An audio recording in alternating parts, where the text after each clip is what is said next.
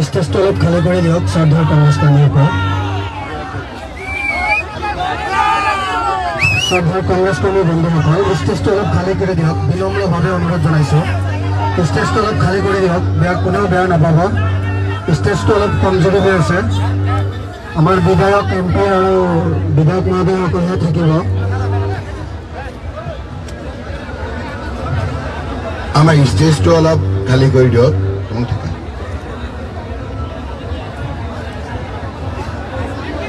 आमार ए महिलाखिनि अकण ऊपर आहक स्टेजर ऊपर आहक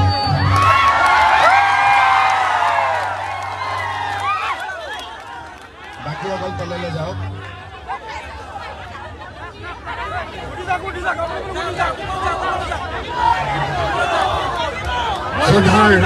আজিৰ এই ৰেলীত উপস্থিত আমাৰ বৃহত্তৰ ধুবুৰী লোকসভা সমষ্টিৰ সন্মানীয় সাংসদ ৰকিবুল হুছেইন ডাঙৰীয়া আমাৰ সামগ্ৰী সমষ্টিৰ মনোনীত প্ৰাৰ্থী তানজিল হুছেইন ডাঙৰীয়া তেখেতসকলক এটি ধোলাম গামোচাৰে আদৰণি জনাবৰ কাৰণে বিনম্ৰভাৱে অনুৰোধ জনোৱা হ'ল আমাৰ তানজিল মনোনীত প্ৰাৰ্থী তানজিল হুছেইন ডাঙৰীয়াক এটি গামোচাৰে আদৰণি জনাবৰ কাৰণে অনুৰোধ জনোৱা হ'ল আমাৰ ৰাজধানী চৌধুৰী সাহেবক এটি ধোলাম গামোচাৰে আদৰণি জনাব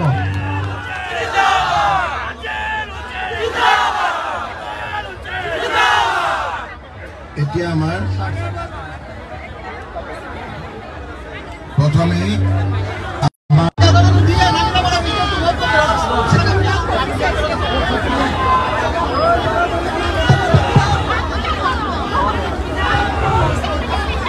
এই বিশাল জনসমুদ্ৰ সম্বোধন কৰিবলৈ পাই মোৰ বুকুখন ভৰি উঠিছে আমি সেইদিনাখনেই জিকিছিলো যিদিনাখন আমি নমিনেশ্যন দিছিলো তাৰ পাছত বিজেপিৰ বুকু কঁপিছিল যিদিনাখন আমি কাৱৈমাৰীত সভা পাতিছিলো আৰু আজি বিশাল জনসমুদ্ৰই আজি প্ৰমাণ কৰিছে যে বিজেপিৰ য'ত বন্দালি সেইটো আৰু কাম নাই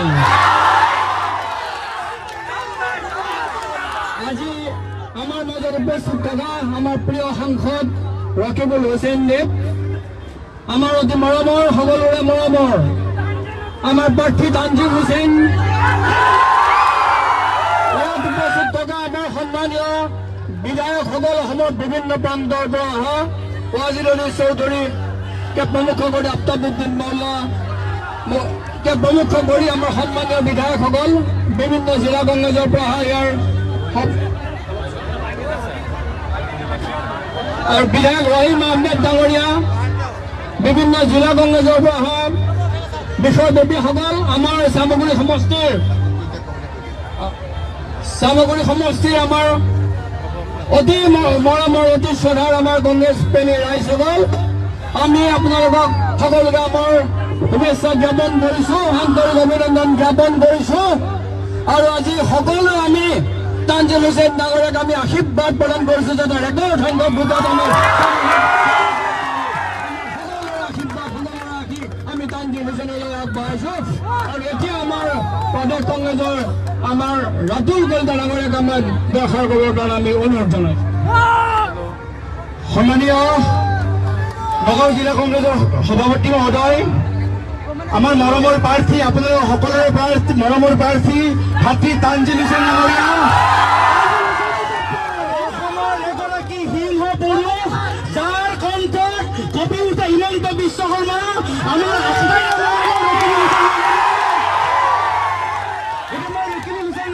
কণ্ঠস্বৰৰ এটা কথা কৈছো খেলা খেলা খেলা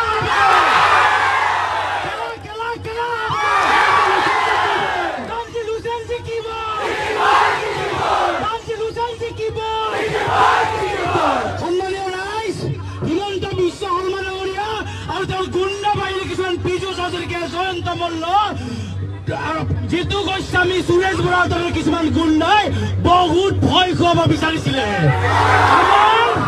আমাৰ এমএলএৰ গালি ভাগিলে আমাৰ তানজিল হুছেইন ডাঙৰীয়াৰ গালি ভাগিলে আমাৰ কৰ্মীক গুলিয়ালে তথাপিতো আমাক ভয় খুৱাব নোৱাৰিলে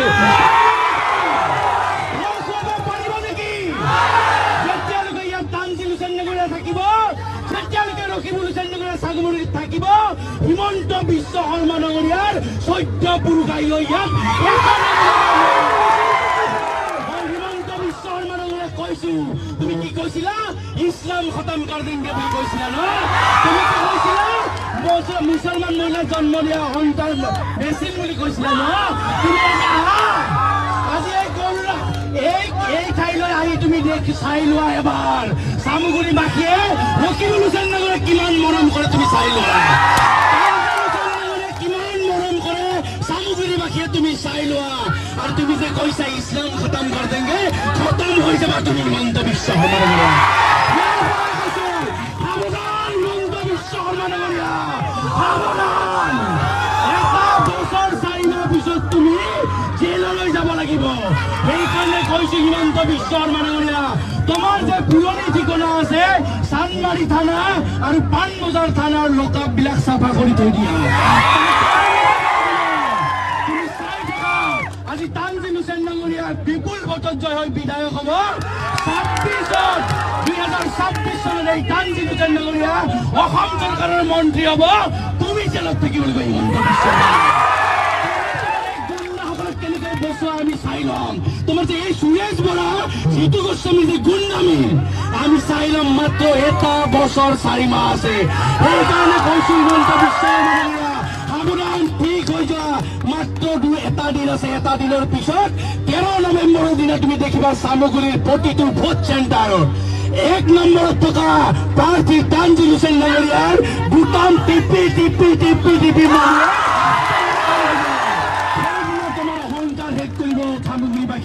চামগুৰিৰ বাসীৰ লগত তুমি খেলিব চেষ্টা নকৰিবা চামগুৰিৰ বাসীয়ে যেতিয়া জাগিব নহয় হিমন্ত বিশ্ব শৰ্মাৰ তোমাৰ নিষ্ঠাৰ নাই কাৰণ চামগুৰিৰ বাসীক নেতৃত্ব দিছে ৰকিবুল হুছেইন ডাঙৰীয়াই চামগুৰিৰ বাসীৰ অভিভাৱকৰ ওপৰত তোমালোকে অংগুষ্ঠ দেখুৱাইছা চামগুৰিৰ বাসীৰ মৰমৰ পুত্ৰ তানজিল হুছেইনৰ ওপৰত তোমালোকে আক্ৰমণ কৰিব বিচাৰিছা চামগুৰিৰ বাসীয়ে তোমাক ক্ষমা নকৰে তুমি কালি পাথৰ মাৰিছা তোমাক চাই লম সেইকাৰণে কৈছো তানজিল হুছেইন ডাঙৰীয়া বিপুল ভোটত জয়যুক্ত হ'ব ৰকিবুল হুছেইন ডাঙৰীয়া শক্তি নিৰপেক্ষ দিব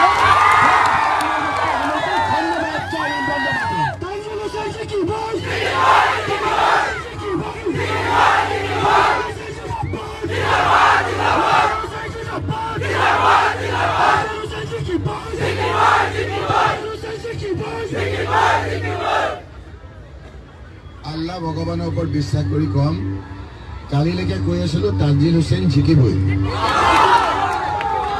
আজি আপোনালোকক দেখি আমি কৈছো তানজিল হুছেইন জিকিলে।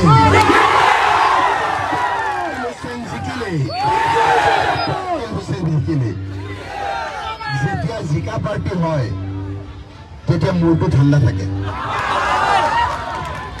আমি হাৰিম নে জিকিম?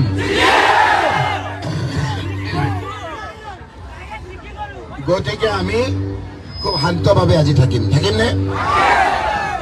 এনেকুৱাকে আমি আজি ৰেলী কৰিম, গাড়ীত আমি আনন্দ কৰিম, কিন্তু উদ্ভণ্ডালি বিজেপিৰ নিচিনা নকৰোঁ।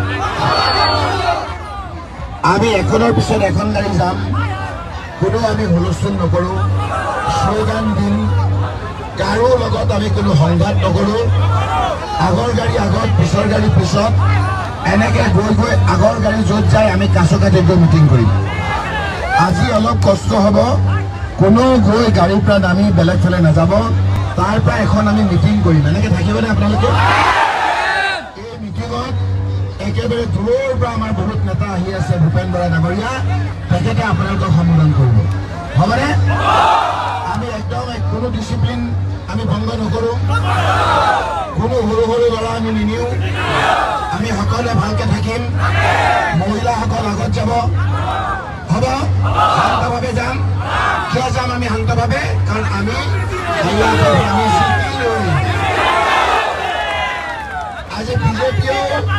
আজি বিজেপিও ৰেলীৰ কাৰণে পাৰ্মিশ্যন লৈছিল।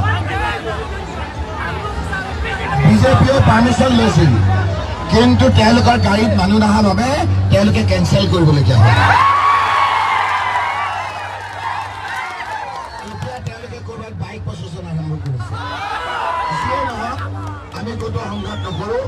আমাৰ আগে আগে আমাৰ মানুহখিনি যাব, পিছে পিছে আমি যাম। আমি শান্তভাৱে আমি যাম, আমি আনন্দ কৰিম, আমি জিন্দাবাদ দিম, কাৰো বিৰুদ্ধে আমি কথা নকওঁ, হ'বনে? এতিয়া বাজিছে 12:20, 5 মিনিট ক'ব। কোনে ক'ব?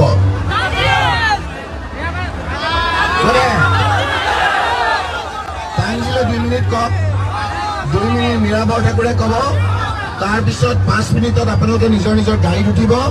ঠিক 12:30 আপোনালোকে গাড়ীত যেতিয়া উঠিছ পেলাই হাতখন দেখুৱাব, আমি লাহে লাহে গাড়ী দি আৰম্ভ কৰিম, হ'ব? আমাৰ তানজিল হুছেইন।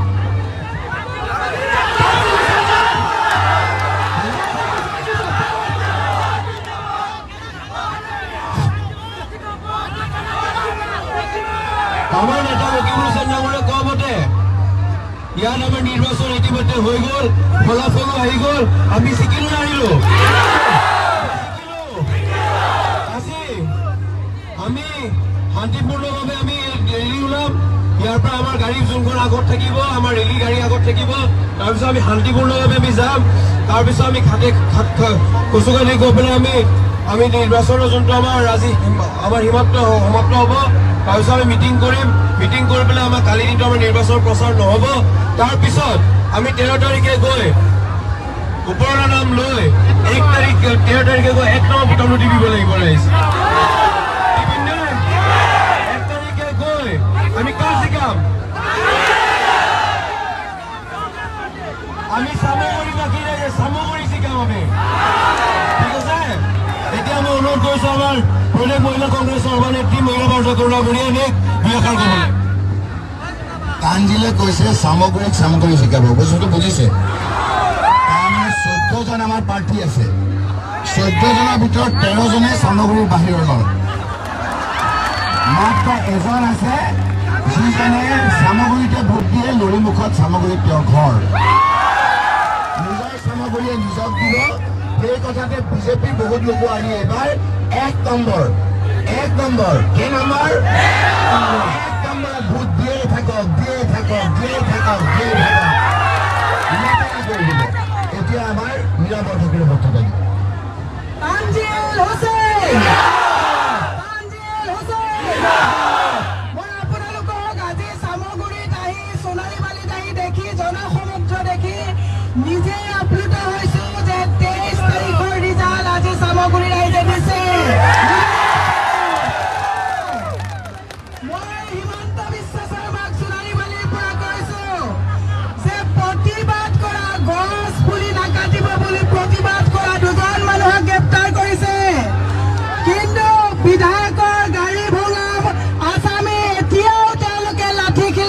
ঘূৰি ফুৰিছে হিমন্ত বিশ্ব শৰ্মাই লাজ পাইছে নে নাই চামগুৰি ৰাইজে শান্তি বিচাৰে নে নিবিচাৰে চামগুৰি ৰাইজে যদি শান্তি বিচাৰে তাৰিখে ইভিএমৰ 1 নম্বৰৰ বুটামত হাতৰ ছবিত ভোট দিয়ে তানজিল হুছেইনক মই আপোনালোকক এটা কথা কৈছো শান্তিপূৰ্ণভাৱে আমি যাম গতিকে আমাৰ যাতে ৰেলীটো শান্তিপূৰ্ণভাৱে আমি কৰি আজি আমাৰ শেষ দিনৰ যাতে আমি সামৰণি মাৰিব পাৰোঁ প্ৰচাৰ তাকে আহ্বান শ্ৰদ্ধাৰ সতীৰ্থসকল আপোনালোকক বিনম্ৰভাৱে অনুৰোধ কৰিছে যে আপোনালোক নিজ নিজৰ গাড়ীত আপোনালোকে উঠক গতিকে আমি এতিয়া ৰেলী আৰম্ভ কৰিম।